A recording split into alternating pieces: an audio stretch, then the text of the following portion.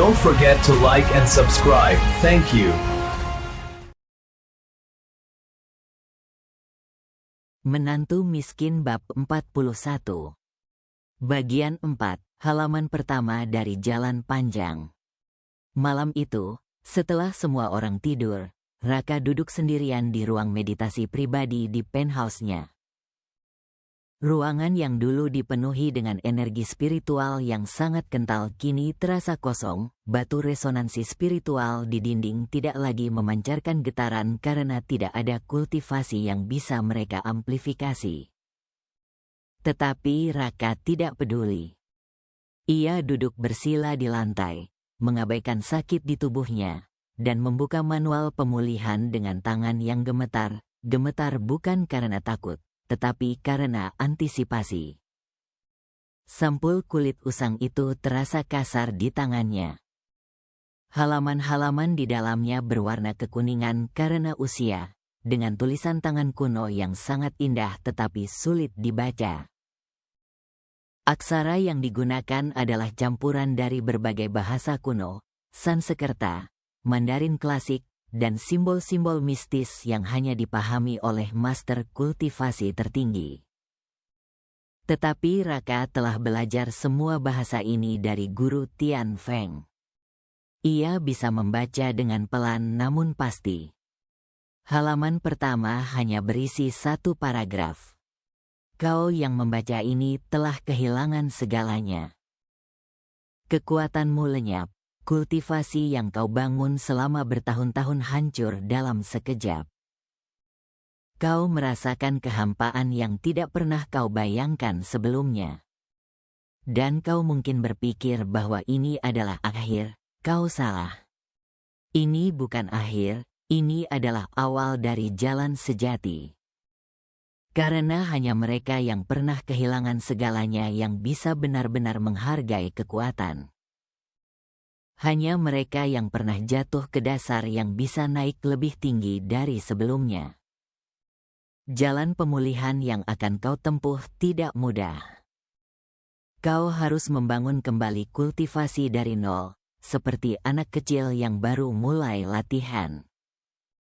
Tetapi kali ini, kau membangun dengan pengalaman puluhan tahun, dengan pemahaman yang jauh lebih dalam, dengan fondasi yang jauh lebih kuat.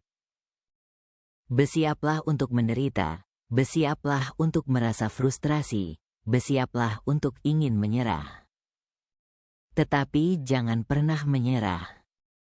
Karena di ujung jalan ini, menunggumu kekuatan yang melampaui apa yang pernah kau miliki sebelumnya. Selamat datang di jalan pemulihan, pewaris muda. Semoga kau cukup kuat untuk mencapai akhirnya. Raka menutup mata, merasakan berat dari kata-kata itu. Kemudian ia membuka halaman kedua, yang berisi instruksi latihan pertama. Dan instruksi itu membuat jantungnya hampir berhenti. Latihan pertama, bertahan hidup tanpa kultivasi selama 100 hari. Sebelum kau dapat membangun kembali kultivasi, kau harus terlebih dahulu memahami apa artinya menjadi manusia biasa. Kau harus merasakan kelemahan, kau harus belajar hidup tanpa kekuatan yang selama ini menjadi sandaran.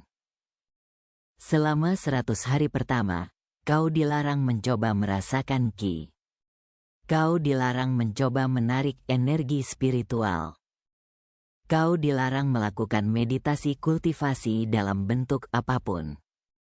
Sebaliknya, kau harus, 1. Hidup sebagai manusia biasa sepenuhnya. 2. Menghadapi ancaman nyata tanpa kekuatan supernatural. 3.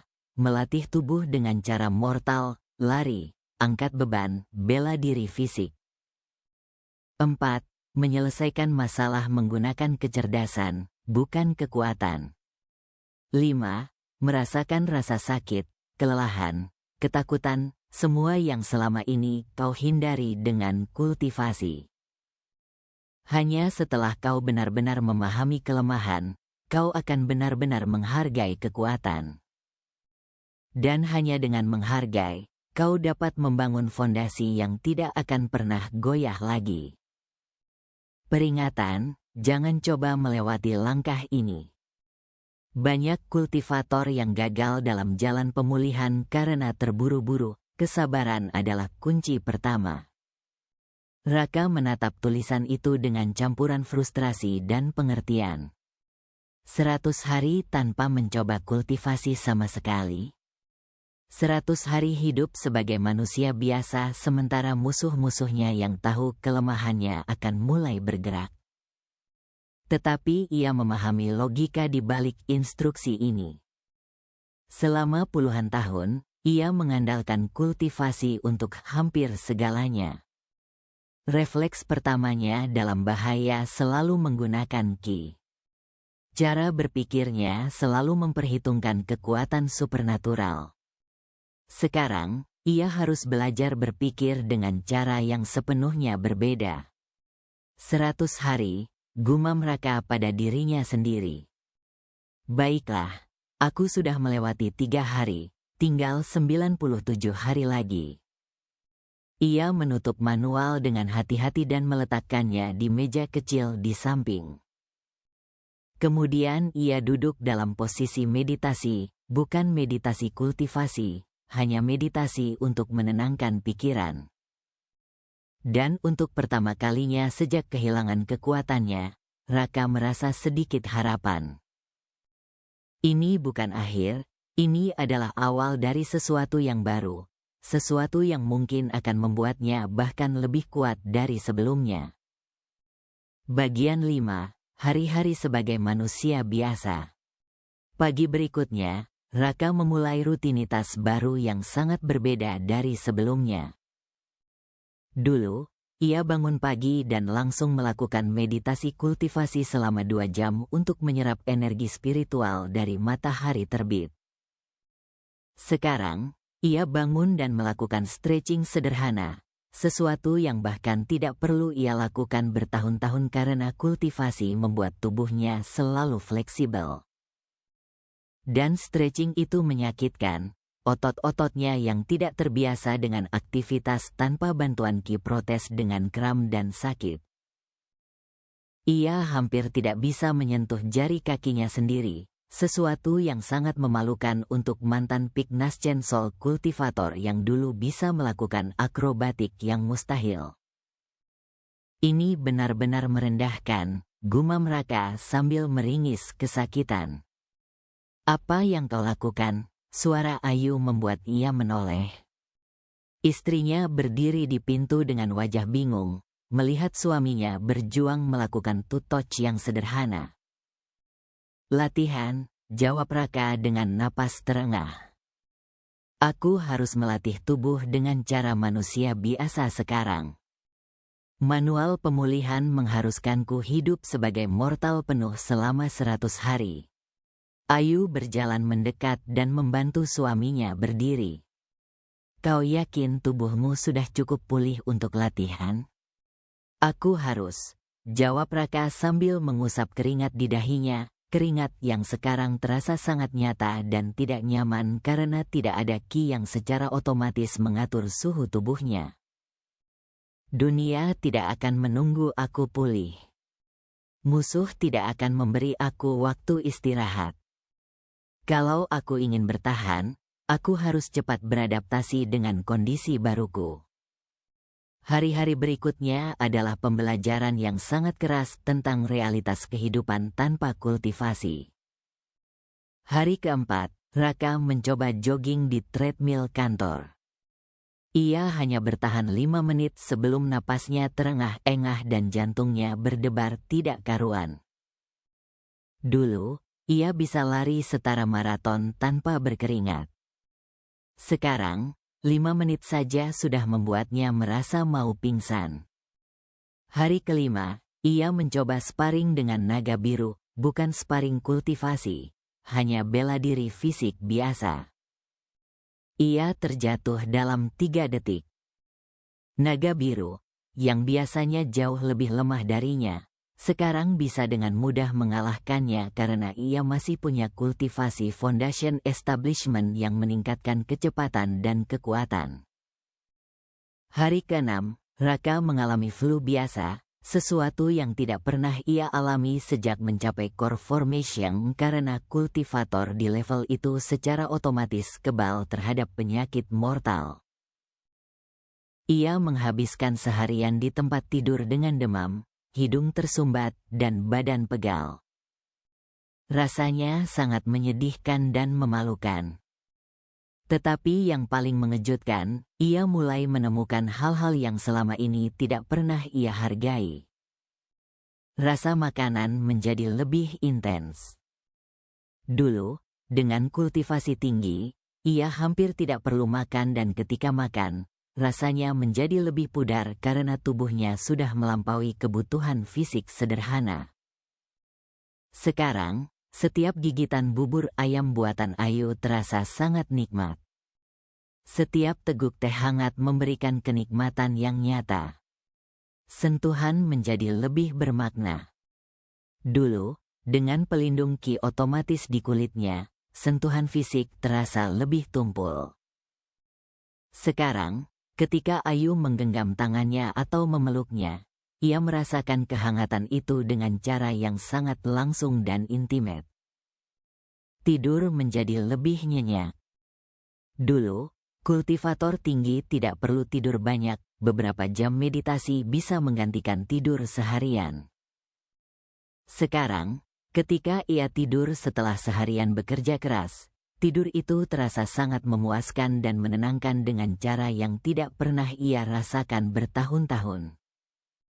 Ini aneh, kata Raka pada Ayu suatu malam, ketika mereka berbaring di tempat tidur. Aku kehilangan kekuatan tetapi menemukan sensasi yang sudah lama kulupakan.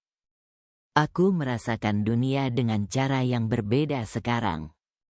Lebih nyata, entah bagaimana. Ayu memeluk suaminya dengan lembut. Mungkin itu yang dimaksud manual. Kau harus mengingat seperti apa rasanya menjadi manusia sebelum kau bisa melampaui manusia lagi. Bagian 6, ujian pertama, pembunuh di malam gelap. Hari ke-20 dari masa pemulihan. Raka terbangun karena insting, bukan insting kultivator yang merasakan ancaman spiritual, tetapi insting manusia primitif yang merasakan ada yang salah. Ruangan terlalu sepi, tidak ada suara AC yang biasanya berdengung. Tidak ada cahaya dari sistem keamanan yang biasanya berkedip di pojok ruangan. Listrik dimatikan, dan kemudian ia mendengarnya, suara sangat halus dari jendela yang dibuka perlahan, seseorang masuk. Dulu, Raka akan langsung merasakan kultivasi si penyusup dan menilai level ancamannya. Sekarang, ia tidak merasakan apapun kecuali detak jantungnya sendiri yang mulai berpacu. Ia dengan sangat pelan menggerakkan tangannya di bawah bantal, menarik pistol kecil yang ia simpan di sana sejak kehilangan kultivasi, sesuatu yang tidak pernah perlu ia lakukan sebelumnya karena ia sendiri adalah senjata. Di sebelahnya, Ayu masih tidur nyenyak, tidak menyadari bahaya. Raka berguling dari tempat tidur dengan gerakan yang sangat pelan, bersembunyi di samping lemari besar. Matanya sudah terbiasa dengan kegelapan, setidaknya ini adalah satu kemampuan yang tidak hilang. Bayangan bergerak di kegelapan. 1, 2, 3 orang. Semuanya bergerak dengan koordinasi sempurna, seperti profesional terlatih. Pembunuh bayaran. Yang pertama mendekati tempat tidur dengan pisau di tangan. Yang kedua bergerak ke arah kamar mandi. Yang ketiga menjaga pintu.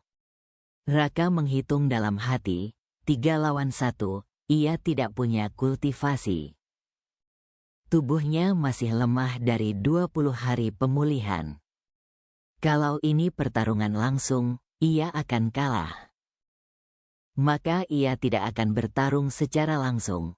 Ia dengan sangat pelan merangkak ke sisi ruangan di mana terdapat panel kontrol manual untuk sistem keamanan backup yang bisa diaktifkan tanpa listrik. Tangannya gemetar, bukan karena takut, tetapi karena adrenalin dan kesadaran bahwa satu kesalahan akan berarti kematian. Pembunuh pertama sudah sampai di tempat tidur. Pisaunya terangkat, siap menusuk. Raka menekan tombol, alarm darurat meraung dengan suara yang sangat keras, langsung membangunkan seluruh gedung. Lampu emergensi menyala dengan cahaya merah menyilaukan. Ketiga pembunuh tersentak, visi malam mereka rusak oleh cahaya tiba-tiba. Dan Raka tidak menyia-nyiakan kesempatan itu, ia menembak bukan untuk membunuh, tetapi untuk melumpuhkan. Peluru mengenai kaki pembunuh pertama, menjatuhkannya dengan teriakan kesakitan. Bang! Bang! Dua tembakan lagi mengenai bahu pembunuh kedua dan ketiga. Dalam sekejap, pintu kamar meledak terbuka. Naga putih dan naga biru menyerbu masuk dengan kultivasi penuh bersinar, diikuti oleh 10 anak buah bersenjata lengkap. Ketiga pembunuh yang terluka dengan cepat ditangkap dan diborgol. Ayu akhirnya terbangun dengan teriakan kaget, melihat suaminya masih memegang pistol dengan tangan yang sedikit gemetar, berdiri di samping lemari dengan wajah pucat tetapi mata yang sangat fokus. Raka, apa yang terjadi? Kita diserang, jawab Raka sambil menurunkan pistol dengan tangan yang masih gemetar, bukan karena takut, tetapi karena adrenalin yang masih memompa. Pembunuh bayaran, tapi mereka sudah ditangkap. Naga putih mendekati dengan wajah yang sangat marah pada diri sendiri. Komandan, saya mohon maaf. Mereka berhasil melewati keamanan kami. Ini kesalahan saya. Bukan salahmu, potong Raka sambil duduk di sofa, kakinya tiba-tiba terasa sangat lemah. Mereka profesional. Mereka pasti punya bantuan orang dalam yang tahu sistem keamanan kita. Kita akan investigasi itu nanti. Sekarang, interogasi ketiga orang ini. Aku ingin tahu siapa yang menyewa mereka. 2 jam kemudian, di ruang interogasi yang terletak di basement rahasia gedung Global Empire, jawaban sudah didapat. Mereka disewa oleh organisasi Black Serpent, lapor Naga Biru sambil membaca hasil interogasi di tabletnya. Organisasi pembunuh bayaran internasional yang terkenal di dunia bawah. Mereka dibayar $10 juta untuk membunuh komandan. Klien mereka, ia menatap Raka dengan mata yang marah, adalah aliansi dari 5 sekte kultivasi dari China yang mendengar tentang kelemahan komandan dan ingin menghilangkan ancaman sebelum komandan pulih. Raka mengangguk perlahan, tidak terlihat terkejut. Nama sektenya? Iron Mountain Sect, Crimson Blade Sect, Tausat Shadow Sect, Heaven Thunder Sect, dan Jade Phoenix Sect. Mereka membentuk aliansi sementara dengan satu tujuan, membunuh komandan selagi masih lemah. 5 sekte, gumam Raka sambil berpikir. Semuanya adalah musuh lama yang aku kalahkan atau permalukan bertahun-tahun lalu. Sekarang mereka pikir ini adalah kesempatan balas dendam. Ia berdiri, tubuhnya masih lelah dari insiden malam ini, tetapi matanya bersinar dengan determinasi. Ini adalah pelajaran yang bagus. Manual pemulihan benar, aku akan menghadapi ancaman nyata selama periode ini. Dan aku tidak bisa menghadapinya dengan kultivasi. Aku harus menggunakan cara lain. Cara lain? Tanya Naga Putih dengan bingung. Raka tersenyum tipis, yang membuat kedua pengawalnya merinding meski ia sudah tidak punya kultivasi. Kalau mereka ingin bermain pembunuhan, aku akan bermain politik. Kalau mereka menggunakan bayangan, aku akan menggunakan cahaya. Ibrahim, hubungi semua kontak kita di dunia kultivasi. Saatnya membuat pengumuman. Bagian 7, Deklarasi Terbuka. Keesokan harinya, seluruh dunia kultivasi dikejutkan oleh sebuah video yang tersebar di semua platform komunikasi spiritual dan teknologi. Video itu menampilkan Raka duduk di kursi di ruang kantornya yang megah, dengan Manhattan yang bersinar di belakangnya melalui jendela besar. Ia terlihat pucat dan lelah, tetapi matanya tetap tajam dan suaranya tegas. Kepada semua kultivator di dunia, terutama mereka yang menganggap kelemahan saya sebagai kesempatan, izinkan saya membuat beberapa hal menjadi sangat jelas. Ya, saya kehilangan kultivasi saya di Tibet. Rumor itu benar. Saat ini, saya hanyalah manusia biasa tanpa kekuatan supernatural. Kemarin malam, 5 sekte kultivasi dari China mencoba membunuh saya dengan mengirim pembunuh bayaran. Mereka gagal. Ketiga pembunuh itu sekarang ada dalam tahanan saya, dan mereka sudah mengakui siapa yang menyewa mereka. Untuk Iron Mountain Sect, Crimson Blade Sect, Tausat Shadow Sect, Heaven Thunder Sect, dan Jade Phoenix Sect, inilah pesan saya untuk kalian. Saya tidak akan membalas dengan pembunuhan. Saya tidak akan mengirim kultivator saya untuk menyerang kalian. Sebagai gantinya, saya akan melakukan sesuatu yang jauh lebih efektif. Mulai hari ini, Global Empire akan memblokir semua akses kalian ke pasar internasional. Semua perusahaan yang bekerja sama dengan kalian akan diberikan ultimatum. Putuskan hubungan dengan kalian atau kehilangan akses ke network kami. Semua bank yang menyimpan dana kalian akan menerima informasi tentang aktivitas ilegal yang kalian lakukan. Semua pemerintah di negara-negara di mana kalian beroperasi akan menerima bukti tentang kejahatan yang kalian komit. Dalam 1 bulan, kalian akan kehilangan 80% sumber dana kalian. Dalam 3 bulan, kalian akan kesulitan membeli sumber daya kultivasi. Dalam 6 bulan, murid-murid kalian akan mulai meninggalkan sekte karena tidak ada lagi masa depan di sana. Saya tidak perlu kultivasi untuk menghancurkan kalian. Saya hanya perlu economic warfare. Dan dalam hal itu, tidak ada sekte kultivasi di dunia yang bisa menandingi Global Empire. Ini juga menjadi peringatan untuk semua pihak lain yang berpikir untuk menyerang saya di masa pemulihan ini. Kehilangan kultivasi tidak membuat saya lemah. Itu hanya membuat saya lebih berbahaya karena sekarang saya tidak terikat oleh etika dunia kultivasi. Saya akan menggunakan semua sumber daya dunia modern untuk melindungi diri dan orang-orang yang saya kasihi. Jangan salah menganggap kemanusiaan saya sebagai kelemahan. Sekian. Video itu berakhir, dan dalam 12 jam berikutnya, dunia kultivasi berguncang. 5 sekte yang disebutkan langsung mengalami krisis besar ketika semua partner bisnis mereka mulai memutuskan kontrak. Bank-bank internasional membekukan rekening mereka untuk investigasi. Pemerintah China mulai menginterogasi pemimpin sekte tentang berbagai tuduhan kejahatan. Sekte-sekte lain yang tadinya juga berpikir untuk menyerang Raka langsung membatalkan rencana mereka.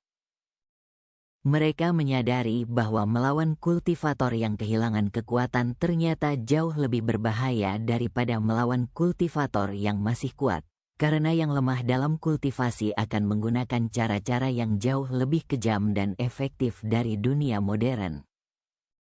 Dalam ruang meditasinya malam itu, Raka membuka manual pemulihan dan membaca catatan di samping instruksi hari ke-20. Kau akan menghadapi ancaman dalam periode tanpa kultivasi ini. Jangan menganggapnya sebagai kemalangan. Anggaplah sebagai ujian, setiap musuh yang kau kalahkan tanpa kultivasi akan memperkuat mentalmu. Setiap krisis yang kau lewati dengan kecerdasan murni akan membuat fondasimu lebih dalam.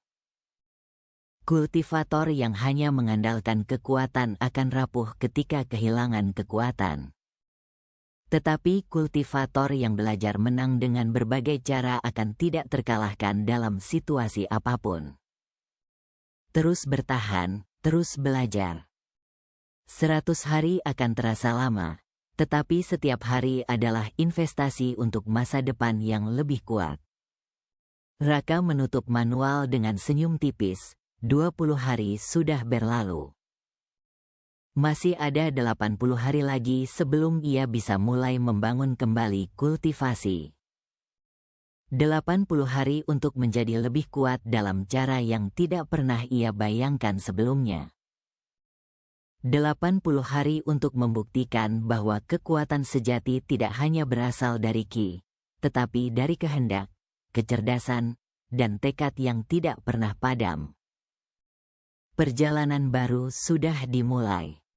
Bersambung ke bab 42.